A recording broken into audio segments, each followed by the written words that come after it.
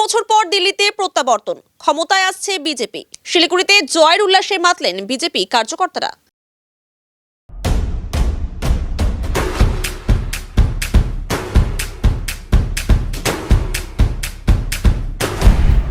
Stay tuned.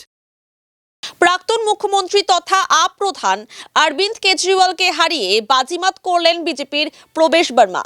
দিল্লিতে বিজেপির বিপুল জয়ে দেশ জুড়ে উল্লাসে মেতেছেন বিজেপির নেতাকর্মী ও সমর্থকেরা।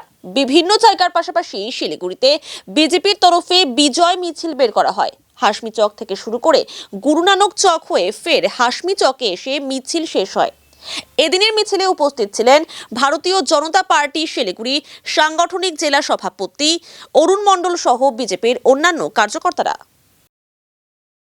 দেখুন, এবার আমরা আশায় ছিলাম যে এবার দিল্লির পরিবর্তন হবে, কারণ দিল্লিতে যেভাবে করাপশন হয়েছে, যেভাবে দুর্নীতি হয়েছে, তার বিরুদ্ধে দিল্লির মানুষকে দাঁড়াতেই হবে।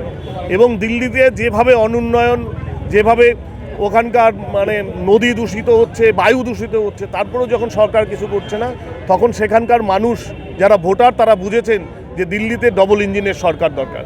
তাই তারা দেশের প্রধানমন্ত্রী মাননীয় নরেন্দ্র মোদীর উপর আস্থা রেখেছেন এবং ২৬ বছর পরে তারা দুহাত তুলে আশীর্বাদ করেছেন ভারতীয় জনতা পার্টিকে। এবং ২০২৫-এর প্রথমেই টাটা বাই বাই কেজরিওয়াল, এবং আমরা বিশ্বাস করি যে ২০২৬-এ রাজ্যের মুখ্যমন্ত্রী মমতা বন্দ্যোপাধ্যায় পশ্চিমবঙ্গ থেকে টাটা বাই বাই।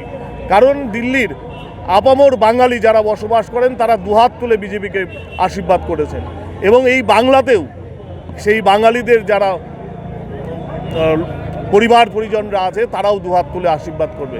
এবং এইটা একটা ঘটনার সূত্রপাত হলো, এবং ২০২৫-এ কেজরিওয়ালকে টাটা বাই বাই করেছে, এবং ২০২৬-এ মুখ্যমন্ত্রী মমতা বন্দ্যোপাধ্যায়কে তার করাপশনের বিরুদ্ধে প্রতিবাদ জানিয়ে এই রাজ্য থেকেও টাটা বাই বাই করবে।